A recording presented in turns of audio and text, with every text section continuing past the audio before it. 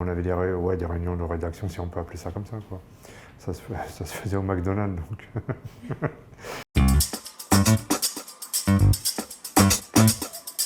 Là-bas, c'était un fanzine, et il n'y avait aucun rôle attitré de rédac chef, pigiste ou quoi que ce soit, ça n'existait pas. Pour nous, c'était juste une bande de passionnés qui ont fait un magazine en commun. On était un noyau de 3-4 au début. Donc c'est une bande de potes qui créent un organe de presse juste pour s'exprimer. On n'avait pas de hiérarchie, ni de stratégie, ni quoi que ce soit. Alors jusqu'à aujourd'hui, je ne me considère pas comme journaliste, parce que déjà à la base, quand on a créé ce truc-là, c'était en réponse aux journalistes, justement, parce qu'on détestait le traitement qui était fait du rap et de la banlieue par extension, et donc on voulait surtout pas être insulté et se faire traiter de journaliste à l'époque. Donc voilà, et on se considérait, je dis toujours, comme des b-boyistes, c'est-à-dire des gens du hip-hop qui écrivent, quoi, voilà, mais journaliste, non, jusqu'à aujourd'hui, on ne se considère pas spécialement journaliste, quoi. On est intervieweur à la limite, mais... À l'époque, donc la presse rap était née, il y avait plein de magazines qui étaient issus avec eux des groupes de presse, qui n'avaient pas tout à fait la même histoire que nous. Et ces gens-là vendaient leurs couves, c'était donc du public rédactionnel, les couves étaient achetées par les maisons de disques, et nous on ne voulait pas rentrer dans ce schéma-là. Et puis on ne voulait pas aussi se prendre la tête avec les rappeurs, alors pourquoi lui en couve et pourquoi pas lui, patati patata.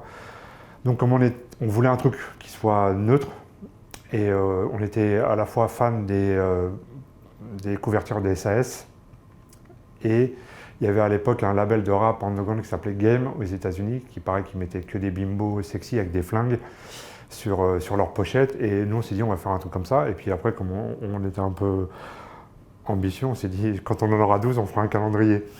Mais on n'a jamais été au bout de 12 numéros, donc on n'a pas eu de calendrier. Par extension, les bâtards, c'était tous les ennemis. Donc c'était les médias, la politique, les forces de l'ordre, la justice, tous les méchants, quoi, voilà. J'ai busy fanzine, j'ai dû perdre de l'argent, et le magazine, j'ai perdu de l'argent. Donc nous, on n'a jamais été dans une optique de... Je te dis, on ne se considérait pas journaliste, donc pour nous, c'était pas un métier, on ne s'est pas dit je vais faire journaliste ou je vais faire ci ou ça. C'est en faisant qu'on est devenu, quoi. Mais donc on n'a jamais vraiment eu de plan de carrière là-dessus, et même aujourd'hui, c'est pas ce que je fais, c'est pas le journalisme qui me nourrit. Et en même temps, c'est ça qui fait un peu notre force, parce que justement, comme on ne dépend pas de ça pour payer nos factures, enfin moi je ne dépends pas de ça pour payer mes factures et remplir mon frigo, je suis obligé de rien du tout. Donc ça, c'est très bien. Alors en rap, je pourrais te dire LL Cool J, parce que je m'attendais à un mec super arrogant, tête de con, et alors qu'en fait, le mec, il était adorable. En fait, on n'avait pas d'interview, et on s'est quand même présenté, Angelo nous a dit, ils sont à tel hôtel, vas-y. On a été, et je me souviens à l'époque, j'avais été avec Cool Chain et sa compagne, les Divi, et leur gros pitbull. Et en fait, Snoop, les mecs de la maison de 10 ne voulaient pas nous laisser monter, et puis je lui ai dit, écoute, va lui voir, tu lui dis qu'on est là, et demande-lui s'il veut. Et c'était à l'époque de son premier album, quand il avait son histoire d'homicide au-dessus de la tête. Et bref. Et le mec, il a dit, comment ça, il y a des mecs hip-hop qui sont, ouais, vous les faites pas monter, tout ça. Et lui, il est descendu, il a vu le chien, il a promené le chien dehors, il était content. Et après, on est resté 2 heures dans sa chambre. Et après, écoute, et tout, ils ont fumé les joints avec lui, et c'était cool, quoi. Vergès, pour moi, ça restera l'intervention la plus marquante, parce qu'on avait une vraie admiration pour Vergès, et puis il nous a accordé beaucoup de temps, on est resté longtemps avec lui. Charlie Bauer aussi, parce que pareil, parcours de vie complètement dingue.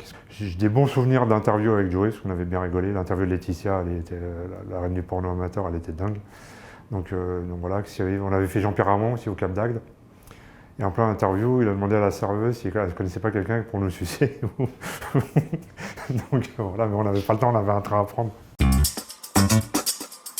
Moi, j'ai jamais eu ce problème de relationnel avec les rappeurs que certains journalistes ont eu, à se faire mettre à l'amende.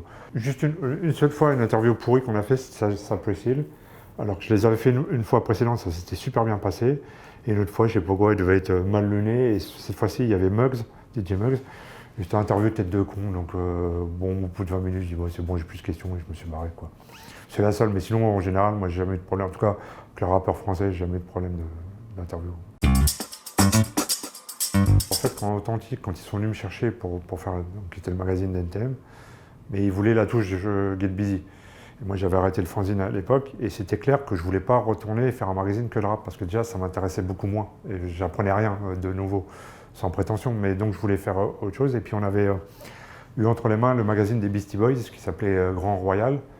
Et Grand Royal, c'était dingue, parce que ça parlait pas que de rap. Dedans, il y avait 8 pages sur Bruce Lee, il y avait des trucs comme ça, et ça nous parlait, parce que c'était notre culture aussi. Et donc on s'est dit que nous, c'est vers ça, de toute façon, qu'on voulait aller. On voulait être un magazine qui vient de la culture hip-hop. Comme à la base, les Inrocks venaient de la culture rock, mais est devenu autre chose, un magazine sociétal. Et on voyait bien aussi la place que le hip-hop prenait dans la société, puisque quand on regarde aujourd'hui, c'est la musique numéro 1 en France. C'est la musique, c'est la culture qui a influencé la pub, la mode, tout ça. Donc on savait on était issu de la culture qui allait dominer de toute façon à un moment ou à un autre.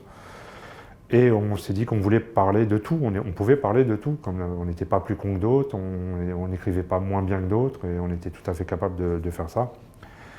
Donc ces interviews-là, non, c'était des très bonnes interviews, hein, toutes celles que tu as citées. En fait, Eric Raoult, j'ai voulu le faire parce qu'il avait fait une émission avec NTM, où il a été très mauvais, et eux aussi, je les ai trouvés très mauvais face à lui. C'est l'émission où il leur a demandé ce qu'ils faisaient de leur argent, est-ce qu'ils réinvestissaient leur argent pour aider les banlieues. Et moi, je trouve ça dingue qu'un mec qui est ministre de la ville demande à des rappeurs de mettre leur argent pour aider la ville, alors que c'est lui qui est payé. Et moi, je leur ai dit, moi, je veux bien, mais alors tu me donnes ton salaire et ton poste de ministre. Et dans ce cas-là, on échange les rôles, tu vois. Et dans l'interview, là, c'était marrant, et on lui ressort ça en lui expliquant quand même qu'il est assez ridicule et culotté de demander ça à des rappeurs.